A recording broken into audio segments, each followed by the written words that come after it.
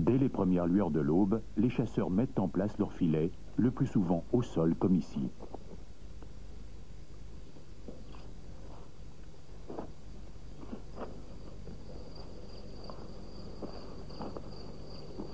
Les raies sont camouflées à l'aide de buissons et d'herbes sèches. Les appelants sont stratégiquement installés à la périphérie.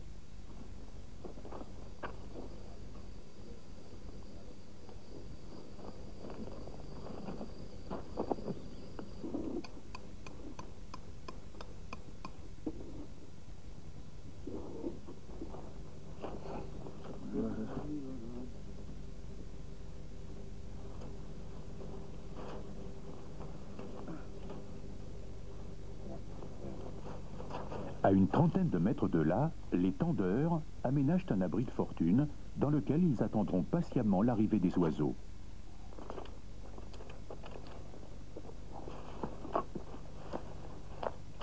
De là, ils contrôlent les cordes qui permettent de refermer le piège.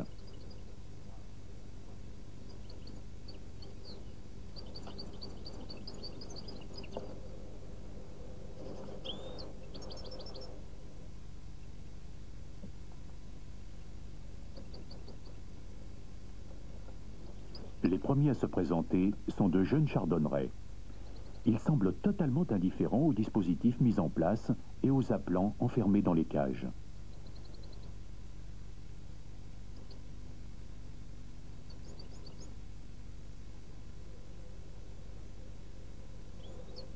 L'un des oiseaux se laisse finalement tenter et s'avance imprudemment au milieu du piège. Les chasseurs ne déclenchent pourtant pas le mécanisme, car ils espèrent que le jeune téméraire sera bientôt rejoint par un ou deux de ses congénères.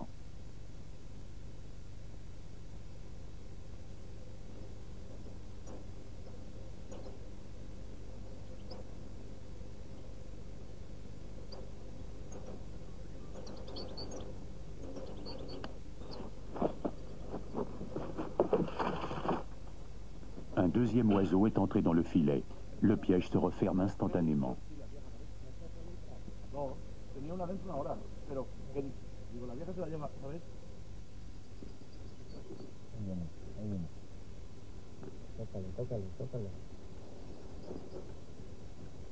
Les piégeurs actionnent depuis leur cachette le perchoir de l'appelant central pour donner l'illusion d'un oiseau venant se poser pour manger.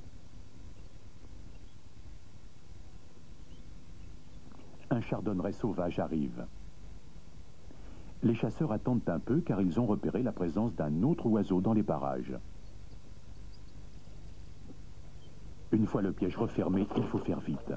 Il arrive souvent qu'un oiseau capturé parvienne à se libérer et à s'échapper. Seuls les mâles peuvent être conservés et chaque chasseur a droit à un nombre d'oiseaux bien déterminé. Il est donc capital de savoir distinguer les sexes de chaque espèce. Nous avons ici 3 spécimens typiques de chardonneret. Il s'agit d'un mâle adulte, d'une jeune femelle qui est en train de faire son plumage d'adulte et d'un jeune mâle immature. Comme vous pouvez le voir, chez le mâle adulte, le rouge passe derrière l'œil. Ce n'est pas le cas chez la femelle. Le rouge reste au niveau de l'œil, sans aller plus loin. Il ne dépasse pas la ligne de l'œil, comme chez le mâle. Le dessus de l'aile, chez le mâle, est de couleur noire, comme vous pouvez le voir.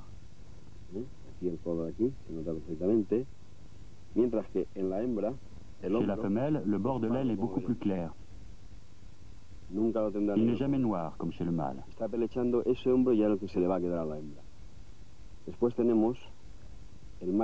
Si l'on regarde le jeune mâle immature, on voit que les plumes noires sont déjà en train de sortir. On les voit apparaître. Il aura bientôt tout le bord supérieur de l'aile noire. C'est la principale différence de plumage entre le mâle et la femelle chardonneret. Les spécialistes reconnaissent également les jeunes mâles à leur moustache plus marquée. C'est ainsi que l'on appelle la ligne sombre qui entoure le bec des immatures.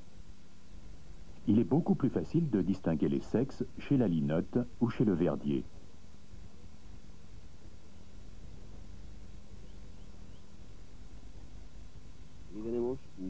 Nous avons ici deux linottes.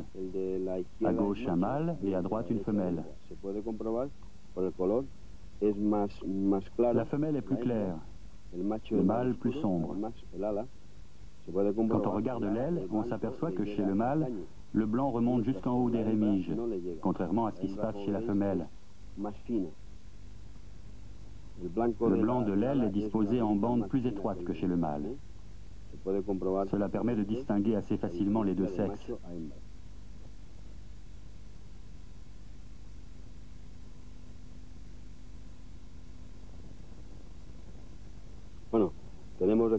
Nous avons ici une femelle de verdier. On distingue le mâle de la femelle de la même façon que chez la linotte. Ici, par exemple, on voit que le jaune ne remonte pas jusqu'à la naissance des rémiges. Chez le mâle, le jaune va beaucoup plus haut. On peut même faire la distinction au nid. On arrive à repérer les mâles à ce détail, avant même qu'ils ne sachent voler. Chez le verdier, c'est très facile de faire la différence, au sol et même en vol. Le mâle a beaucoup plus de jaune, y compris dans la queue. Les plumes de la queue sont teintées de jaune beaucoup plus haut chez le mâle.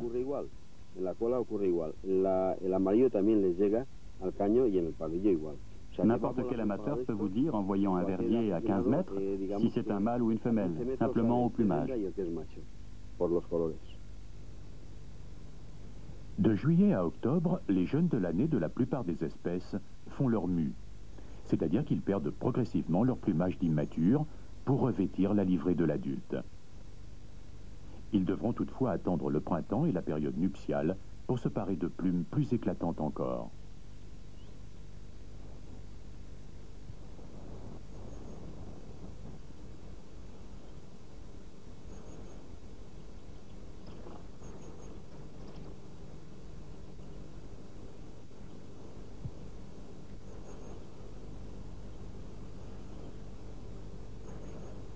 Avec les premiers frimas, la péninsule ibérique voit arriver un grand nombre d'oiseaux venant du reste de l'Europe.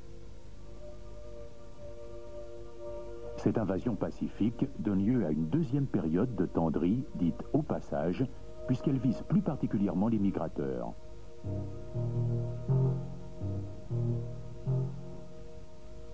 Les oiseaux s'assemblent en bandes nombreuses. Ils semblent pressés de reprendre des forces avant de poursuivre leur voyage vers le sud.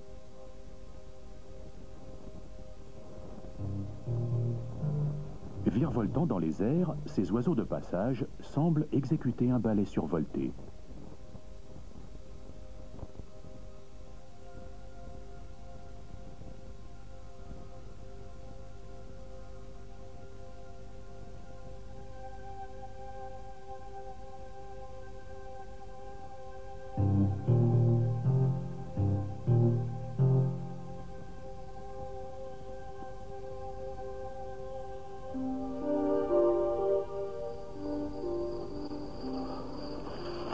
D'octobre à décembre, selon les zones, les piégeurs espagnols peuvent capturer un nombre limité d'oiseaux migrateurs.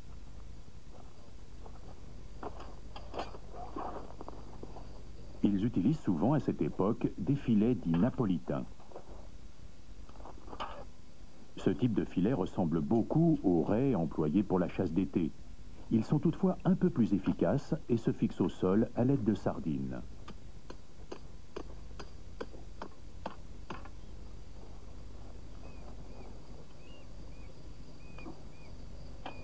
Le piège est méthodiquement installé.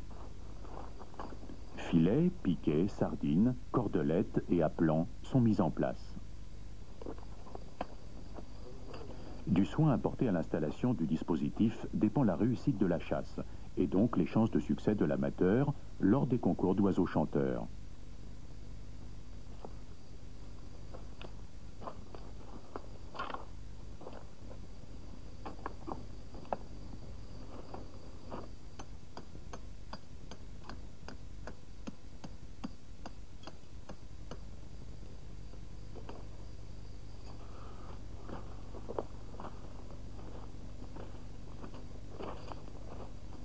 On vérifie ensuite que les filets se referment bien.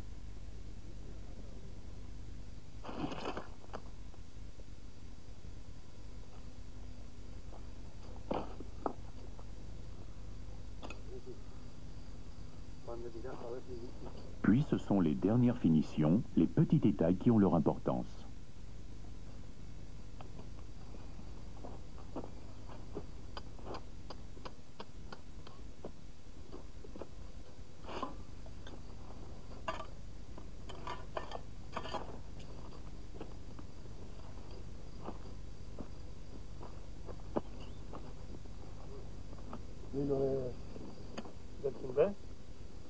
Les aplants sont enfin installés à la périphérie dans des cages et au milieu du piège sur des perchoirs.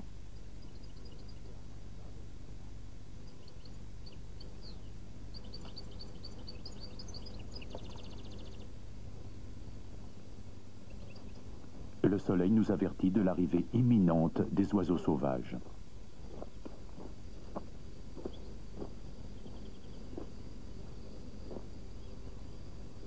Les aplants se mettent à l'œuvre.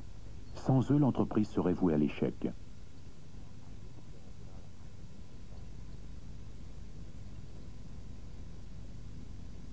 Un serin se présente en premier. C'est certainement l'espèce la moins prisée des amateurs. Il est bientôt suivi par un chardonneret.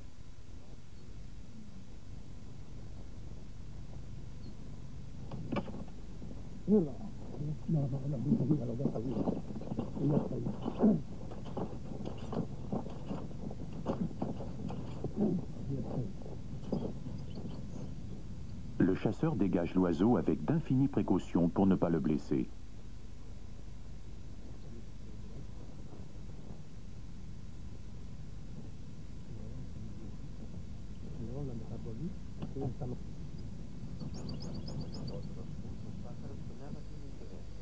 Curieux, d'autres oiseaux observent le manège des piégeurs, comme ce cochevis huppé ou ces jeunes pies grièches perchés près de leur nid.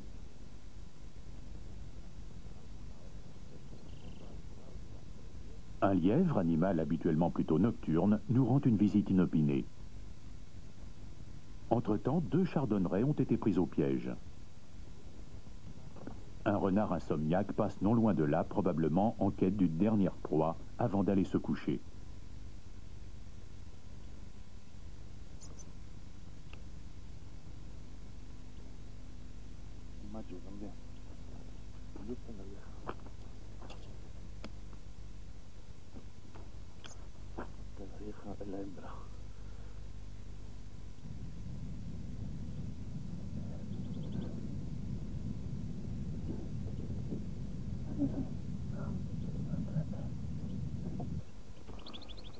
Conformément à la législation, la femelle est immédiatement relâchée.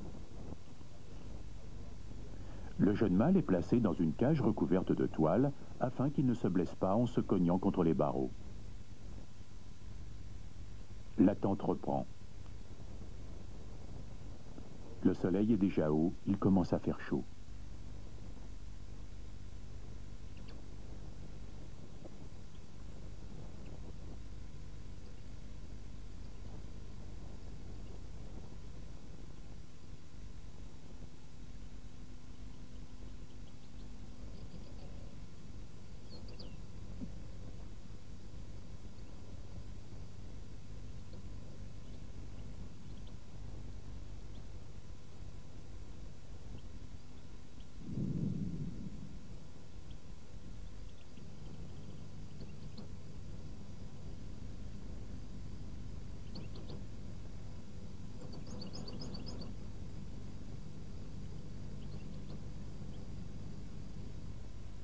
La dernière prise de la matinée sera une femelle qui, bien sûr, recouvrera sans tarder la liberté.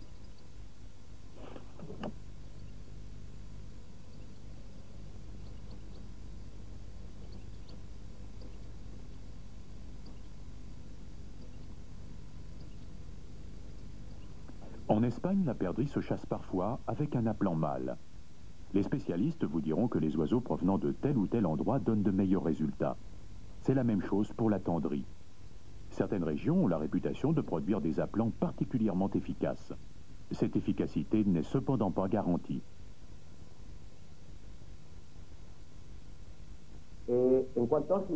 Pour ce qui est du chardonneret, il existe à mon avis deux grandes régions productrices d'aplan, l'Andalousie et la province de Murcie. Pour la linotte, c'est plutôt la région de Ségovie, d'Avila, de Grenade, de Jaén, dans des endroits bien précis. Pour moi, ce sont les grandes régions d'origine en termes de qualité d'oiseaux. Ce ne sont pas les meilleures zones en termes de quantité, ça non. Autour de Ségovie, par exemple, on ne peut pas dire que les oiseaux soient très nombreux.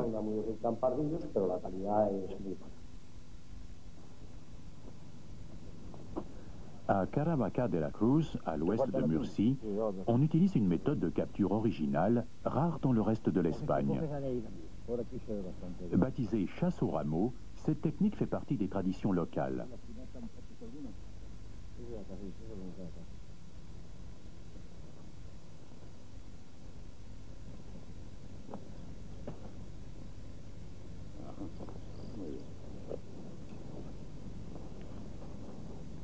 Les piégeurs confectionnent de petites croix, soit avec des fibres naturelles, soit avec du plastique.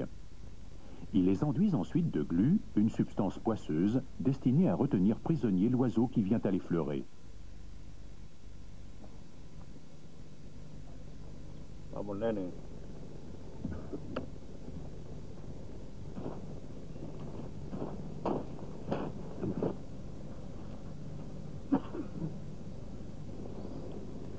Les croix sont disposées sur la cime d'arbres généralement fréquentés par les oiseaux de passage.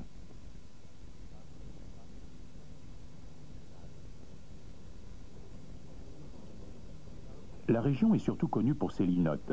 C'est justement un spécimen de cette espèce qui vient d'être prise au piège. C'est une femelle, il faut donc la relâcher. Le piégeur doit tout d'abord la débarrasser de la glu qui s'est collée sur ses plumes.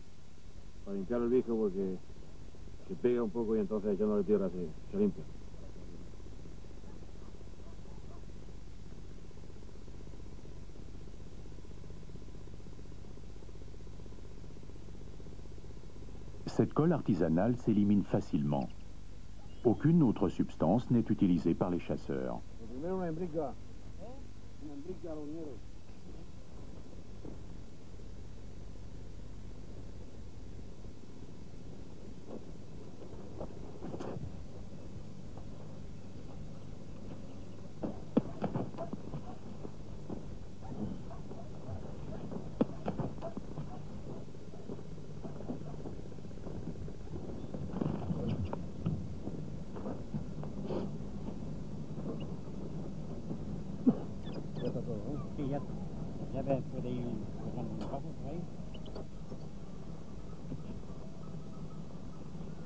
Les appelants jouent un rôle déterminant dans ce type de chasse.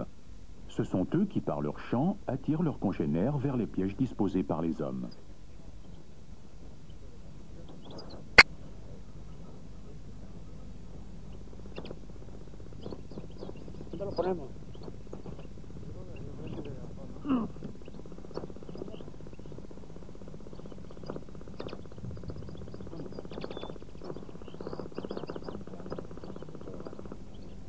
Lorsque tout est prêt, les piégeurs vont se poster à bonne distance en attendant l'arrivée des oiseaux. Les premiers ne tardent pas à pointer le bout de leur bec.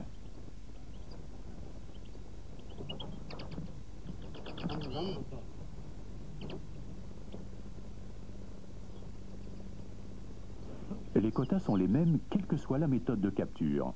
Ils peuvent varier selon les régions, mais dans tous les cas, le nombre de prises autorisées est toujours calculé de manière à ne pas mettre en péril l'espèce dans la nature.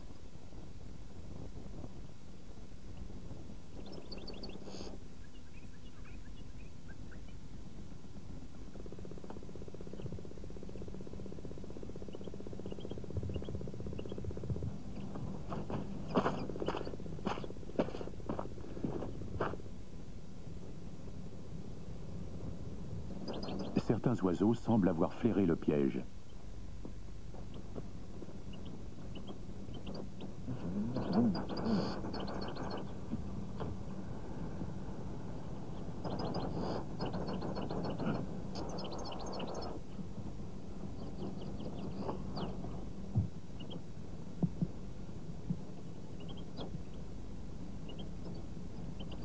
Il arrive que l'oiseau laisse quelques plumes dans l'opération. Toutefois, cela n'affecte en rien ses chances de survie car elles sont très rapidement remplacées.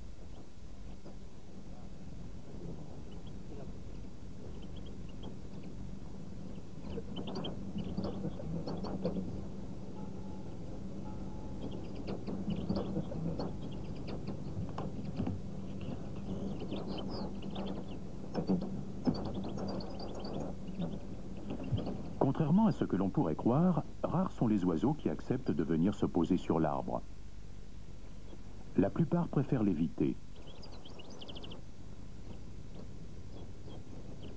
Dans la région de Murcie, cette méthode de chasse est uniquement pratiquée de la mi-juin à la mi-août. Il est en outre interdit de piéger des arbres situés à moins de 50 mètres d'un point d'eau, qu'il soit naturel ou artificiel.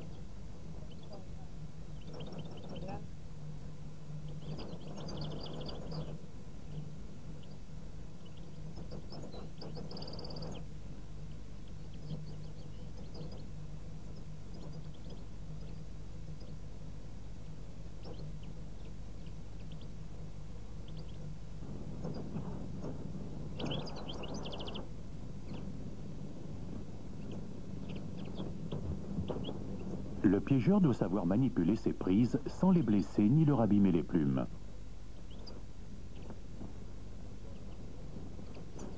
Il doit le maintenir par le cou, entre le pouce et l'index, en laissant sortir la tête. De cette manière, le corps de l'animal n'est pas comprimé et le contact avec les plumes est réduit au minimum pour éviter les accidents.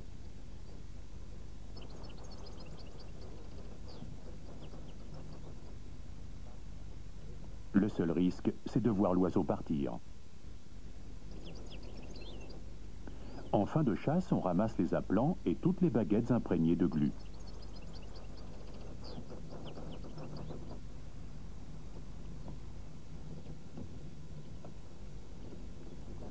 Chaque croix doit être soigneusement désengluée. L'opération peut paraître fastidieuse, mais les adeptes de cette chasse ont la technique et ils s'acquittent de cette tâche sans trop de mal. Les baguettes sont toutes ramassées. Une croix oubliée dans un arbre constituerait un piège mortel pour les oiseaux.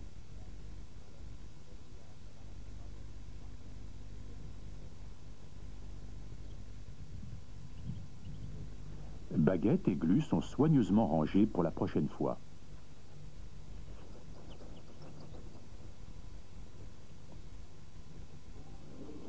Après la chasse, les oiseaux capturés s'accoutument peu à peu à la présence de l'homme.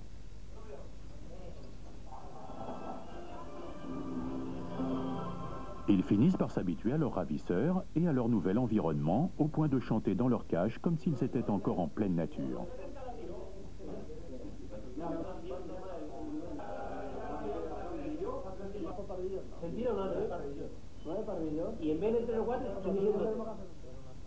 Mais le destin des fringiles captifs n'est pas toujours simple.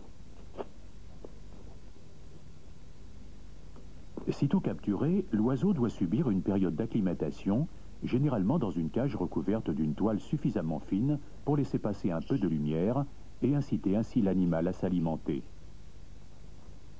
Cette phase dure au moins une semaine. L'oiseau s'habitue progressivement à son nouvel environnement. Il entend ses compagnons de captivité enfermés dans les cages voisines. Il entend aussi parler les hommes et prend peu à peu confiance. Quand arrive le jour de retirer la toile, il a perdu en grande partie la peur instinctive qu'il avait des êtres humains. Il va pouvoir passer à l'étape suivante, l'apprentissage du chant.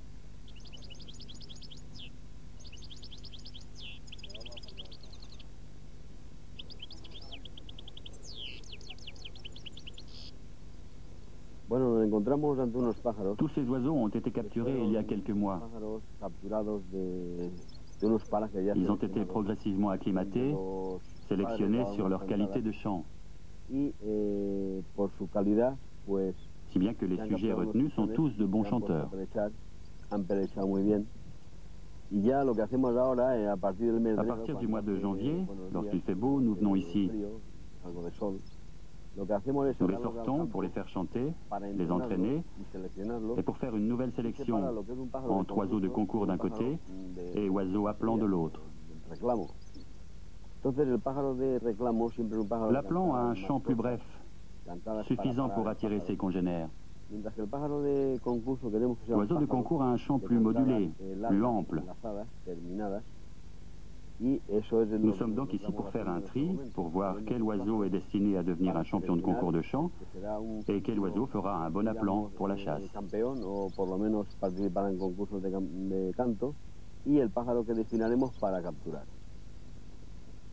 Vous les entendez chanter en ce moment. On se rend déjà compte que certains chantent mieux que d'autres. Ils ont presque tous fini, semble-t-il. Celui-là, là-bas, nous a fait un vrai récital.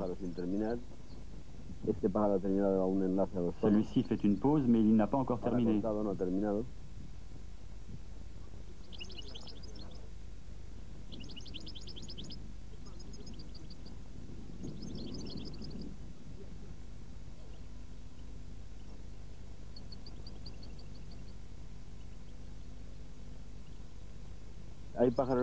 Certains oiseaux sont extraordinaires. J'en ai chez moi sur le balcon, dans la salle à manger, dans la buanderie. Un bon oiseau chanteur, c'est un oiseau qui chante spontanément, et souvent, et notamment quand il voit quelqu'un passer, sans avoir peur de l'homme. Dans un concours, il faut qu'il soit suffisamment détendu pour chanter dans toutes les situations. Il ne doit pas être effrayé par un mouvement de bras, une tête qui se baisse, etc. L'amateur doit donc s'efforcer d'habituer ses oiseaux au mouvement de l'homme.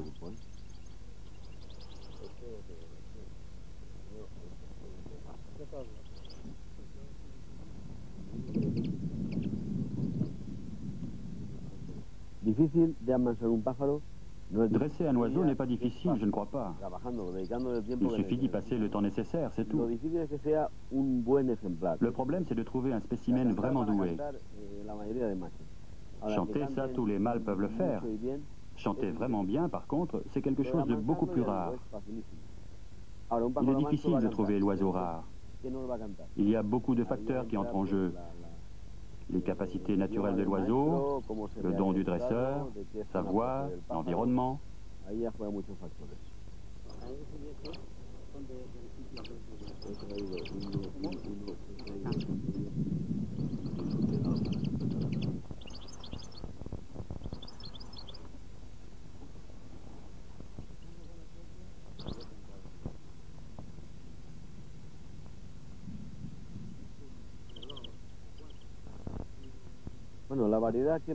L'espèce la plus difficile à faire chanter, c'est la linotte.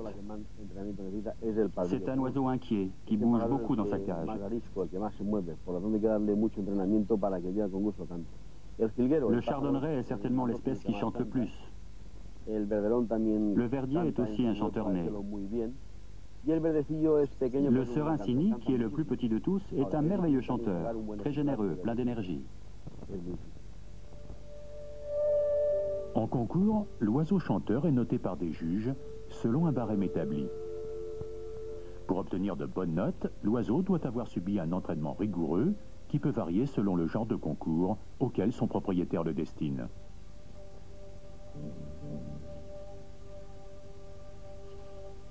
L'amateur cherche à développer les capacités de son poulain, soit en l'emmenant dans des zones fréquentées par un grand nombre d'oiseaux chanteurs, soit en lui passant des enregistrements. Si le sujet est réceptif, il élargira son registre au-delà du chant typique de son espèce. Certains amateurs placent l'oiseau dans un compartiment spécial muni d'un petit haut-parleur. Isolé de l'extérieur, le futur champion entend uniquement les sons qui lui sont distillés par son maître. Il faut bien avouer cependant qu'il n'existe à l'heure actuelle aucune méthode vraiment éprouvée donnant des résultats garantis.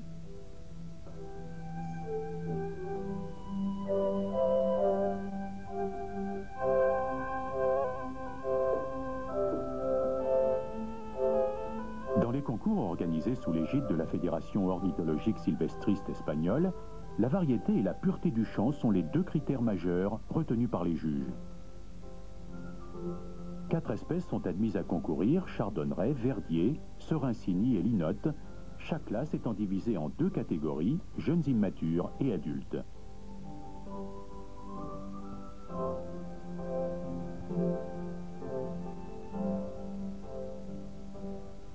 La Fédération espagnole de chasse regroupe également bon nombre de sylvestristes. Si le serin est exclu des concours qu'elle patronne, le pinson est admis en Catalogne et il existe une catégorie spéciale pour les mulets de chardonneret. Dans les concours de la Fédération ornithologique, les oiseaux chantent par groupe de 6 au maximum, sous la houlette d'un juge qui les note individuellement.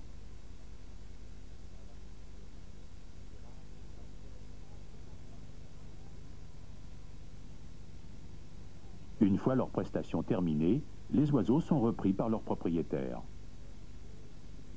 Les juges, qui notent toujours sans connaître le nom du concurrent, remettent ensuite les procès-verbaux aux participants.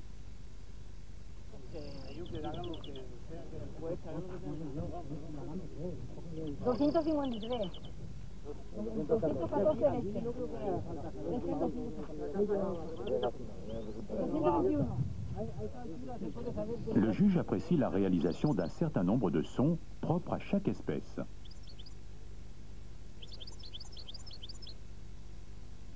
La note globale dépend de la variété et de la répétition des sons produits. Un oiseau peut également être pénalisé pour avoir émis des sons ne correspondant pas au chant typique de son espèce. Le barème appliqué n'est pas toujours bien connu des concurrents. Il faut avouer que les différentes fédérations ont du mal à se mettre d'accord, ce qui n'arrange pas les choses. Il y a des concurrents sérieux qui connaissent le système de notation. D'autres, par contre, ne sont jamais au courant. Il faut dire que dans certains concours, 7 est la note maximum, et les oiseaux n'ont que 10 minutes pour chanter. Chez nous, par contre, certaines séquences sont notées de 1 à 12.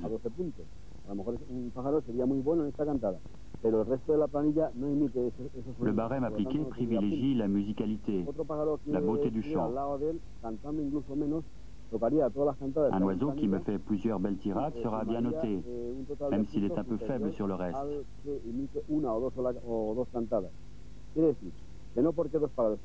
En d'autres termes, nous prenons en compte à la fois la qualité et la quantité, c'est-à-dire les répétitions de séquences remarquables.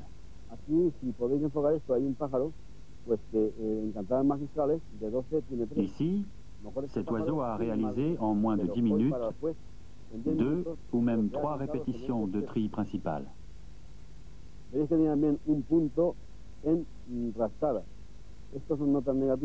Ensuite, vous avez un certain nombre de sons anormaux qui pénalisent l'oiseau, qui lui valent des points négatifs.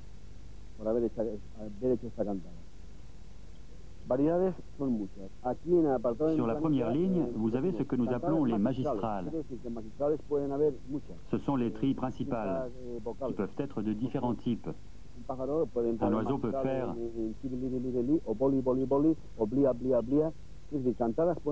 il y a pour chaque espèce toute une série de magistrales classiques. Le juge doit les connaître et être à même d'en apprécier la réalisation.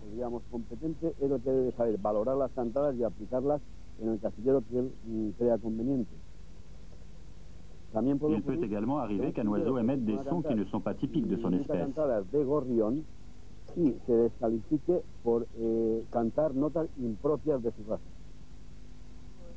L'association de sylvestrisme fait partie de la Fédération espagnole de chasse, au même titre que diverses autres activités traditionnelles.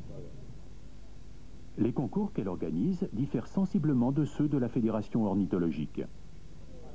Il y a des différences entre les deux circuits au niveau du nombre de perchoirs ou du nombre de juges. Les uns acceptent les mulets, pas les autres. Mais au bout du compte, les deux fédérations ont beaucoup de points communs.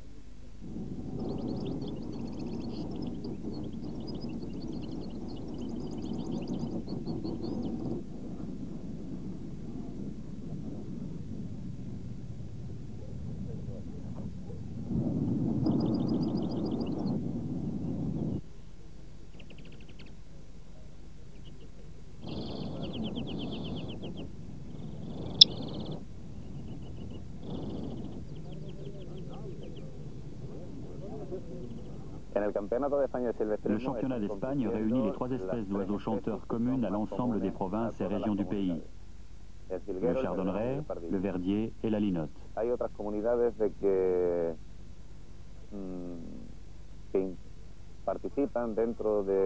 Dans certaines fédérations provinciales, vous avez également des championnats de Serincini et même dans le cas de la Catalogne, des concours de pinsons. Le championnat national espagnol ne peut toutefois retenir que les espèces utilisées dans l'ensemble du pays. Il est censé rassembler la majorité des pratiquants, attirer un maximum de monde. Il ne peut pas s'arrêter à certains particularismes.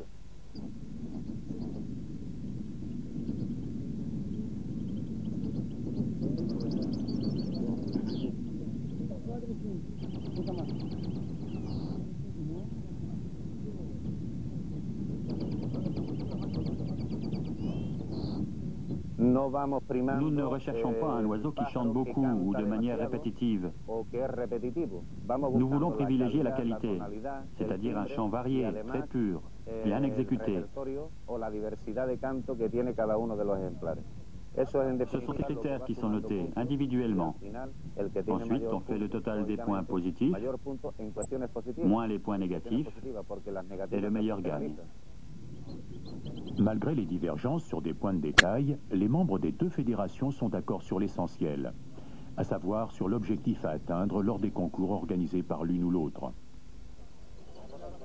Les manifestations qui se tiennent en Catalogne sont par contre d'une toute autre nature. Ici, le sylvestrisme est une tradition très ancienne, profondément ancrée dans les mentalités. Les cages s'entassent par centaines, les unes à côté des autres. Les juges circulent parmi elles, notant les concurrences sur toute une série de détails, affichant les points au moyen de petits drapeaux plantés dans un bouchon de liège fixé au sommet de chaque cage. Chaque couleur vaut un certain nombre de points. Les juges procèdent par élimination progressive jusqu'à ce qu'il ne reste plus que 12 concurrents en lice qui sont finalement départagés par le nombre de points obtenus sur toute la durée du concours.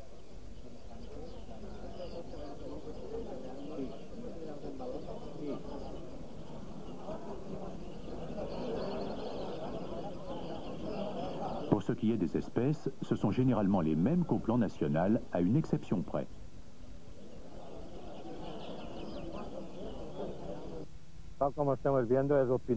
Vous avez ici un pinson. C'est l'oiseau que je préfère, en concours s'entend. C'est celui qui chante le premier le matin, et le plus longtemps.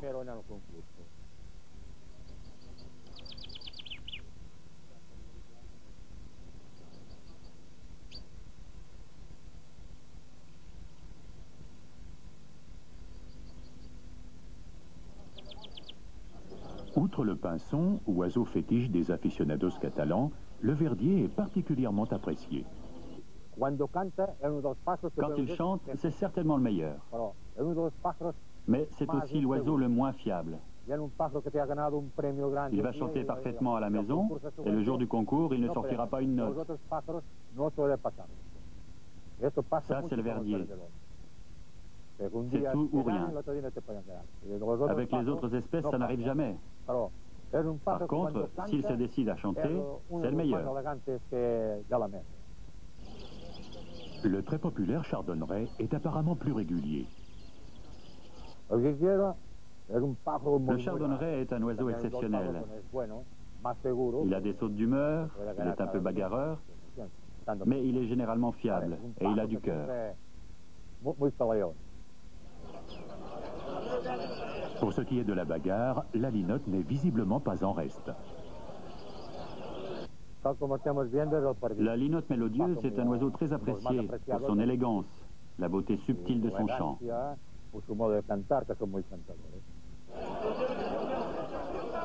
En Catalogne, chaque concours attire des centaines de passionnés. Chacun arrive avec son champion dans l'espoir de décrocher un prix. La plupart sont des inconditionnels d'une espèce particulière qui, à leurs yeux, possède toutes les vertus.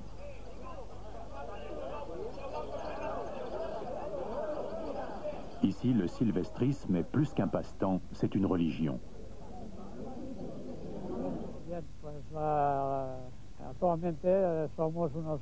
Nous sommes actuellement 12 000 pratiquants dans toute la Catalogne, répartis autour de Barcelone, de Banyoles, de Manresa.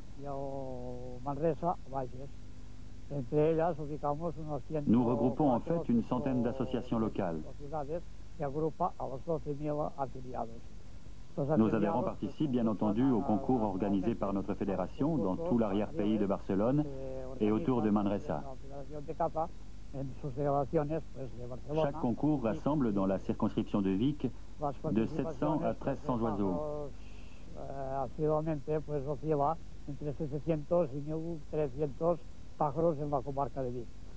Barcelone, entre 400 et 700 oiseaux à chaque rencontre.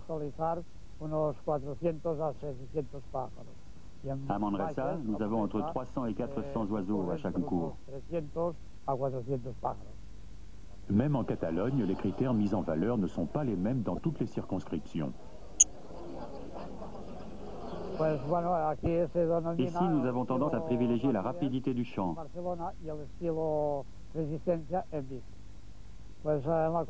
À Barcelone, ce sera l'endurance. Dans notre circonscription, nous avons une préférence pour la linotte, en raison de son chant particulièrement. À Barcelone, par contre, ils aiment mieux les verdiers, pour leur dynamisme et pour leur chant énergique, qui va en s'accélérant. Les concours se terminent au printemps, en avril ou en... Mais avant la fin de la saison, tous les oiseaux qui n'ont pas été retenus pour participer au final ou servir de reproducteurs sont relâchés. Qui sait? Peut-être l'un des descendants de ces affranchis deviendra-t-il un jour champion d'Espagne dans sa catégorie. Surtout espérer que les oiseaux ainsi libérés iront peupler les régions qui en ont le plus besoin. En attendant, les sylvestristes continueront de vivre à fond leur